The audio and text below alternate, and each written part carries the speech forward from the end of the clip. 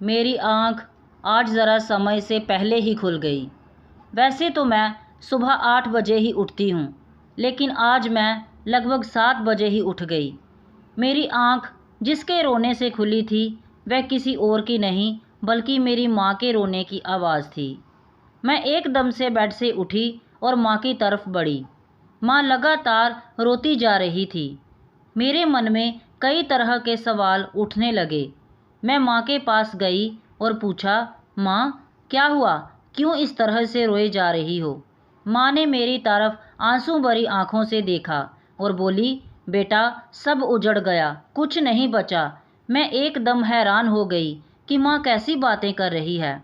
मैंने तुरंत माँ से पूछा, आप क्या कह रही हो। तब माँ ने कहा, बेटी मेरी बहन यानी कि तेरी मौसी की गोद एक बार फिर से उजड़ गई है। माँ मेरे गले लगकर फूट फूट कर रो रही थी।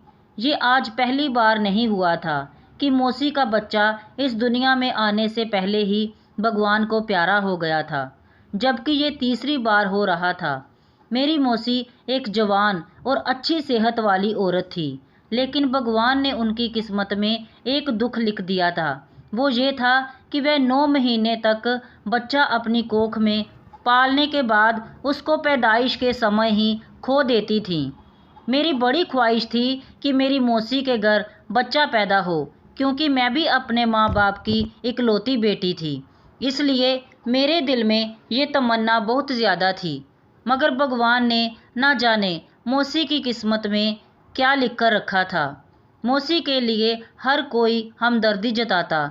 कोई कहता मौसी मौसा के ऊपर किसी ने कोई काला जादू किया है, तो कोई कहता कि इसको कोई बीमारी है। वैसे भी तो जितने मुंह उतनी ही बातें होती हैं, ये तो दुनिया का एक नियम है। इस वक्त तो मैंने माँ को अच्छे से संभाला, क्योंकि मैं जानती थी कि माँ बहन का दर्द सहन नहीं कर पाएंगी। अभी मेरे तसल्ली देने से वह थोड़ी संभल गई और मैं भी अपने काम में बिजी हो गई। लेकिन मौसी का ख्याल मेरे दिमाग से निकल ही नहीं रहा था कि न जाने ऐसा कौन सा प्रॉब्लम है उनके साथ कि पूरे 9 महीने होने के बाद ही वह अपना बच्चा खो देती हैं। इसी सोच में कब शाम हो गई पता ही नहीं चला। शाम को अचानक माँ मेरे कमरे में आई और बोली, बेटी तैयारी करो, तुम्हें मौसी के घर जाना है। मैंने उनकी तरफ बड़ी हैरानी से देखा और सवाल किया, सब ठीक तो है, मौसी ठीक तो है। तभी माँ ने कहा, तुम्हारी मौसी की तबीयत काफ़ी ख़राब है।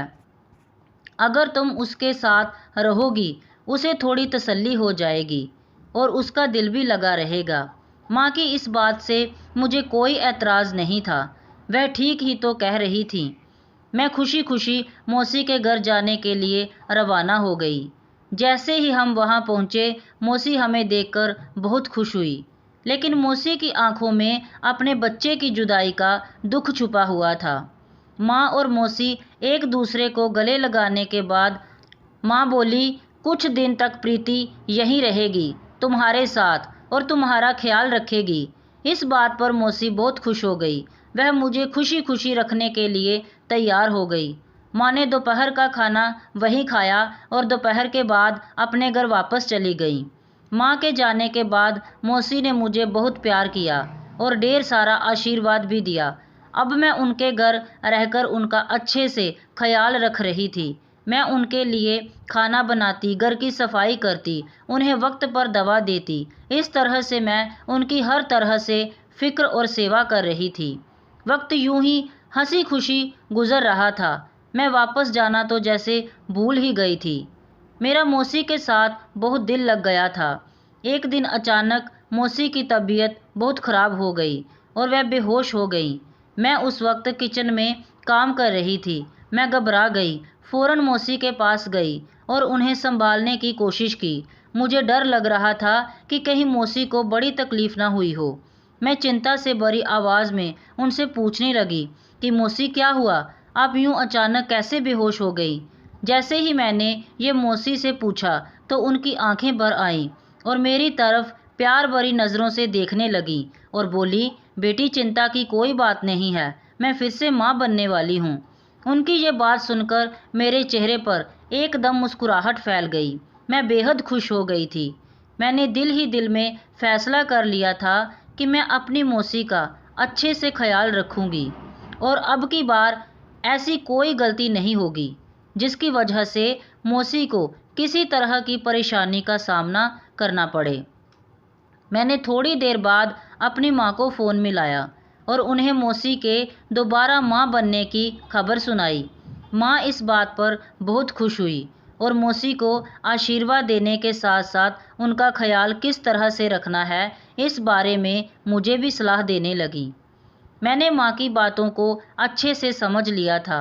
मैं जानती थी कि मौसी पहले भी अपने बच्चे खो चुकी थी, इसलिए अब मुझे उनका बहुत अच्छे से ख्याल रखना होगा। मैं उनको घर के किसी भी काम को हाथ नहीं लगाने देती, हर वक्त उनकी सेवा ही करती रहती। मगर उन्होंने मुझे एक चीज़ से मना कर दिया था कि मैं ना तो उनके पाँव दबाऊं और ना ही मालिश करूं, क्योंकि ये करना उन्हें पसंद नहीं था। खैर मैं भी उनकी बात मान गई थी। एक दिन मैं सुबह उठकर मौसी के कमरे में गई तो मैंने जो देखा उससे तो मेरी आंखें फटी की फटी रह गईं। मैंने देखा मौसी सामान से भरा हुआ बक्सा उठाकर उसे खोलने जा रही थी। मैं उनके पास गई और बोली, मौसी आप ये क्या कर रही हैं?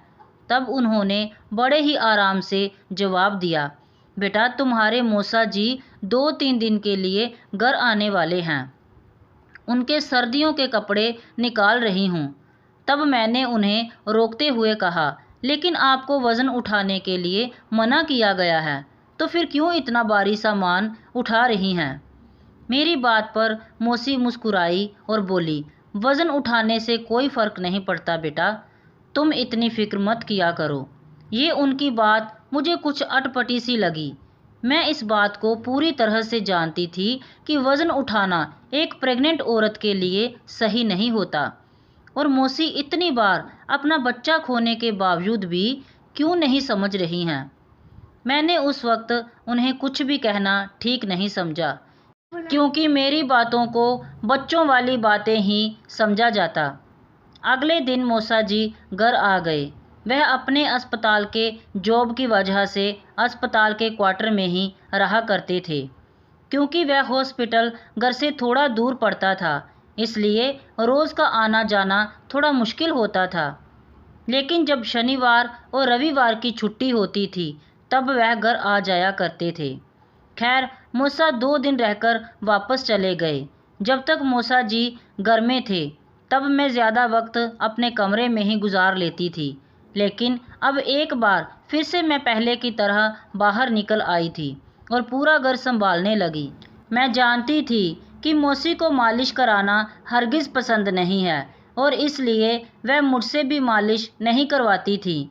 लेकिन आज सुबह सुबह कह रही थी उन्हें कमर और पाँव में बहुत तेज़ दर्द हो रहा है, इसलिए मैंने सोचा थोड़ी देर पैर दबा देती हूँ और मालिश भी कर देती हूँ, शायद ठीक हो जाए। मैं तेल लेकर उनके कमरे में गई। तब तक वह बड़ी सुकून से सो रही थी। मैंने सोचा ये अच्छा मौका है, चुपचाप उनके पाँव दबा देती हूँ। लेकिन जैसे ही मैंने उनकी तरफ हाथ बढ़ाया वह एकदम से डरकर उठ गई और बोली, ये तुम क्या कर रही हो? मैंने उन्हें कहा, मौसी जी मैं तो आपको मालिश करने और आपके पाँव दबाने लगी थी। मौसी ने मेरी तरफ गुस्से से देखा और बोली, मैंने तुम्हें मना किया था ना कि मुझे मालिश की ज़रूरत नहीं है, फिर ये तुम क्यों कर रही हो? क्या तुम ये नहीं चाहती कि मेरा बच्चा इस दुनिया में सही सलामत आ जाए? मौसी इस तरह गुस्से से बात करेंगे ये मैं सोच भी नहीं सकती थी। उन्होंने मुझे कहा, फ़ौरन चली जाओ यहाँ से, मेरी नज़रों से दूर हो जाओ। मौसी का ये रूप मैंने पहली बार देखा था। उन्हें इस तरह से देखकर मुझे बहुत हैरानी हुई, लेकिन वह इतनी गुस्से में थी कि मुझे मजबूरन उनके कमरे से बाहर निकलना पड़ा। मेरी आंखों से आंसू टपक रहे थे कि आखिर मेरी मौसी मुझे मेरे प्यारे से बर्ताव का इस तरह से क्यों इनाम दे रही हैं। मैंने तो उनकी सेवा करने में कभी कोई कमी नहीं छोड़ी थी। मैं उस दिन कमरे में बंद रही और मैंने बाहर आकर कोई काम नहीं किया, लेकिन रात होते ही अचानक मेरे कमरे का दरवाज़ा खुला। मैं जान गई थी कि मौसी ही होंगी। मैंने दरवाज़ा खोला तो सामने मौसी ही खड़ी थी। उनके हाथ में खाने की प्लेट थी, जो उन्होंने वहीं पर खड़े होकर कहा, क्यों अंदर आने को नहीं कहोगी? मैंने उनकी बात पर मुस्कुरा दिया। मैं अपनी मौसी से बहुत प्यार करती थी और मुझे लग रहा था कि यकीनन कोई वजह ज़रूर होगी, इसीलिए उन्होंने मुझे डांटा होगा। यही सोचकर मैं उन्हें कमरे में ले आई। उन्होंने प्लेट बेड पर रखकर एक ठंडी आह भरी और फिर कहने लगी, बेटी, मुझे मालिश करवाने की आदत नहीं है, और अगर मैं मालिश करवा लूँ तो मेरे बदन में और भी ज़्यादा दर्द महसूस होने लगता है। मौसी ने मुझे प्यार से गले लगा लिया और कहा, तुम फिक्र मत करो, दोबारा मुझसे तुम्हें कोई शिकायत नहीं होगी। मुझे मौसी की हालत पर तरस आ रहा था। वह मुझे अपने हाथों से खाना खिलाकर वापस अपने कमरे में चली गईं और मैं सारी रात मौसी के दुख और परेशानी को सोचकर जागती रही। अगले दिन मैंने घर के काम रोज़ की तरह करने शुरू कर दिए। अभी नाश्ता करके बैठी ही थी कि मौसी ने मुझे एक चिट्ठी पकड़ाई और कहा, जाकर ये दवाई लेकर आओ। उन्होंने साथ में मुझे कुछ पैसे भी दिए और कहा, जितनी जल्दी हो सके आ जाना, कहीं ऐसा ना हो मेरी तबीयत ज़्यादा ही बिगड़ जाए। मुझे दवाई आज ही इस्तेमाल करनी है। मैं उनकी बात सुनकर जल्दी से उठी और घर से बाहर निकल आई। मेडिकल दुकान ज़्यादा दूर नहीं थी, इसलिए मैं कुछ ही मिनटों में वहां पहुंच गई और उनको चिट्ठी पकड़ा दी। उन्होंने चिट्ठी देखकर कहा, ये इंजेक्शन हमारे पास नहीं होते। फिर मैंने उनसे पूछा, फिर मुझे ये कहाँ मिलेंगे? तब मेडिकल दुकान वाले उस आदमी ने कहा कि आपको यहाँ से थोड़ी दूरी पर एक मेडिकल स्टोर है, वहाँ पर मिल जाएंगे। आप अगर रिक्शा से जाएंगे तो आपको 10 मिनट लगेंगे। उसकी बात सुनकर मैं बहुत उदास हो गई थी, क्योंकि मेरे पास सिर्फ दवाई के पैसे थे और अगर मैं घर वापस जाती और मौसी से पैसे लेती तो मुझे और भी देर हो जाती, जिससे मौसी की तबीयत खराब होने का डर था। फिर वहाँ से मैंने सीधा मेडिकल स्टोर जाने का सोचा। मैं पैदल चलती रही और मुझे काफ़ी देर लगी, लेकिन शुक्र है कि मुझे वह दवाई मिल गई। मैंने जल्दी से दवाई ली और घर की तरफ बढ़ने लगी। दोपहर ढल चुकी थी। जब मैं घर पहुंची तो वहां का दृश्य दिल को दहला देने वाला था। घर का लिविंग रूम औरतों से भरा हुआ था और मेरी मौसी तो जैसे मातम मना रही थी। वह लगातार रोती ही जा रही थी। मैं तुरंत मौसी के पास गई तो मौसी मेरे गले लगकर फूट फूट कर रोने लगी और बोली, मेरा बच्चा मेरी गोद में आने से पहले ही इस दुनिया को छोड़कर चला गया। वह फूट फूट कर रो रही थी। उनकी हालत तो जैसे पागलों वाली हो गई थी। मुझे उनकी हालत पर दया आ रही थी। मेरी आंखें भी भर आई। हर कोई मौसी को समझा रहा था। मैंने उनसे पूछा, बच्चा कहाँ है? तब उन्होंने एक बार फिर से रोते हुए कहा, तुम्हारे मौसा जी से ये सब बर्दाश्त नहीं हुआ। उन्होंने उसी वक्त उस बच्चे का अंतिम संस्कार कर दिया। औलाद का दर्द बहुत बड़ा होता है बेटा, हम तो जैसे जीते जी मर ही गए हैं। मौसी अभी तक रोती जा रही थी। दुख और तकलीफ का समय भी निकल ही गया। अगले दिन मौसी की तबीयत थोड़ी बेहतर थी और थोड़े ही दिन में वह इस सदमे से बाहर निकल आई थी। मौसा जी भी अपने काम पर लौट गए थे। मैं वापस नहीं गई, क्योंकि माँ और मौसी दोनों ने ये फैसला किया था कि प्रीति अब यहीं रहेगी। मैं फिर से मौसी का ख्याल रख रही थी। ऐसे ही 2 महीने बीत गए कि एक दिन मौसी ने खबर सुनाई कि वह फिर से माँ बनने वाली हैं। मैं मौसी की बात पर बहुत ज़्यादा खुश हो गई। अब मैं मौसी पर कड़ी नज़र रखने लग गई थी और हर वक्त उनके आगे पीछे घूमती रहती थी। वक्त यूं ही निकलता जा रहा था, लेकिन अब और एक बात मुझे काटने लगी थी कि मैं मौसी के जितना करीब जाने की कोशिश करती, वह मुझे उतना ही दूर कर दिया करती थी। यूं लग रहा था कि वह नहीं चाहती थी कि मैं उनके पास जाऊं। खैर, आहिस्ता आहिस्ता 9 महीने गुजर गए थे कि एक दिन मेरे मन में एक आइडिया आया। मैंने सारे समय में ये बात नोट की थी कि मौसी ना तो किसी डॉक्टर के पास जाती हैं और ना ही कोई दाई आकर उन्हें देखती हैं। मैं जानना चाहती थी कि इन सब के पीछे क्या राज छुपा हुआ है। इसी सोच के साथ मैंने एक दिन मौसी को दूध में नींद की दवाई मिलाकर पिला दी। मौसी जब दवा के असर से सो गई तो मैं तुरंत चादर ओढ़कर बाहर आ गई। वहाँ मैंने दाई का पता पूछकर उसके घर पहुँच गई और उसे अपने साथ लेकर आ गई। वह आते ही मौसी की हालत देखकर सोच में पड़ गई। मैंने उन्हें मौसी की सारी आदतों के बारे में बता दिया और कहा कि इस बात का कोई हल निकालें। पहले तो वह दाई बहुत परेशान हो गई और बोली, ये कैसी औरत है जिसको ज़रा भी तकलीफ़ नहीं हो रहा है, वरना ऐसी हालत में तो औरतों का 1 मिनट भी आराम नहीं होता। मैंने उस समय चुप रहना ही बेहतर समझा। दाई ने मौसी की आंखों पर पानी की बूंदें छिड़की तो उन्हें ज़रा सा होश आया, लेकिन वह फिर से बेहोश हो गई। ऐसे लग रहा था कि नींद की गोली का असर उन पर अभी तक है। थोड़ी देर बाद दाई ने मौसी का चेकअप करना शुरू किया। अभी वह पेट की तरफ बढ़ ही रही थी कि एकदम उनके चेहरे का रंग ही बदल गया। मैं समझ ना पाई कि आखिर बात क्या है। इससे पहले वह कुछ बताती, अचानक दरवाजे पर ज़ोर ज़ोर से दस्तक हुई और दाई एकदम से डर गई। आखिर यहाँ कौन आ गया? आवाज़ इतनी ज़ोर से थी कि लग रहा था कि हमारे कानों के पर्दे फट जाएंगे। तभी मैं दरवाज़ा खोलने के लिए पलटी ही थी कि अचानक कोई अंदर आ गया। वह लोग पुलिस की वर्दी पहने हुए थे। उन्होंने ज़ोर ज़ोर से चिल्लाना शुरू कर दिया कि सुनीता और सुभाष कहाँ हैं। इतने में एक लेडी पुलिस आगे बढ़ी और उन्होंने मौसी के पास पड़ा पानी का जग उनके ऊपर पलट दिया। वह एकदम से घबराकर उठकर बैठ गईं। तब उस लेडी पुलिस ने कहा, लोगों की ज़िंदगियां बर्बाद करके तुम यहाँ सुख से कैसे सो रही हो? चल उठ। अभी वह ये बात कर ही रही थी कि दरवाजे पर कोई और आया। सबने पीछे मुड़कर देखा तो वह सुभाष मौसा जी थे। ना जाने वह कहाँ से अचानक आ गए थे।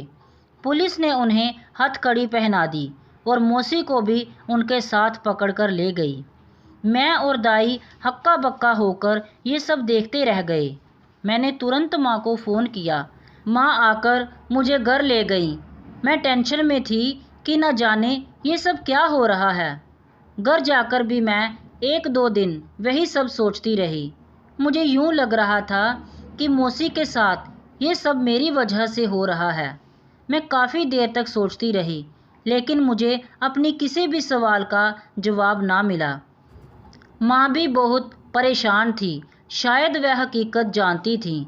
मैं माँ के पास गई और उनसे पूछा, माँ आप ही बता दीजिए सच क्या है। तब माँ ने मेरी तरफ देखा और बोली, बेटा मैं तुझे क्या बताऊँ, तेरी मौसी अपने कर्म का फल भुगत रही है। उन्होंने कहा कि तेरी मौसी अक्सर मुझे कहा करती थी कि मैं बहुत अमीर बनना चाहती हूँ और ऐशो आराम की ज़िंदगी गुजारना चाहती हूँ, लेकिन मैं नहीं जानती थी कि उसका ऐशो आराम ऐसा होगा। माँ ने मेरी तरफ आंसू भरी आंखों से देखा और फिर बोली, बेटा जब तुम्हारी मौसी का पहले बच्चे के समय अबॉर्शन हुआ तो तुम्हारी मौसी और मौसा ने मिलकर एक प्लान बनाया। मुझे उनके गांव की औरत ने बताया कि ये इस तरह बच्चे चोरी करती हैं और उसके लिए पेट से होने का नाटक करती हैं, फिर अस्पताल जाकर दूसरे का बच्चा चोरी करती हैं और घर आकर सबको यही कहती हैं कि मेरा बच्चा इस दुनिया में आने से पहले ही भगवान को प्यारा हो गया, और फिर वह चोरी किया हुआ बच्चा कहीं ना कहीं बेच देती हैं। पहले तो मुझे इस बात पर यकीन नहीं आ रहा था, लेकिन आज मैं सब कुछ समझ गई थी कि सब सच था। मेरी बहन सच में ये गलत काम करती थी। माँ की बात सुनकर मुझे भी बहुत हैरानी हुई। कुछ दिन हुए लेकिन अभी तक इस बात पर मुझे यकीन नहीं हो रहा था। एक दिन माँ के साथ जेल गई। वहाँ मैंने देखा कि मौसी को अपने किए पर पछतावा हो रहा था।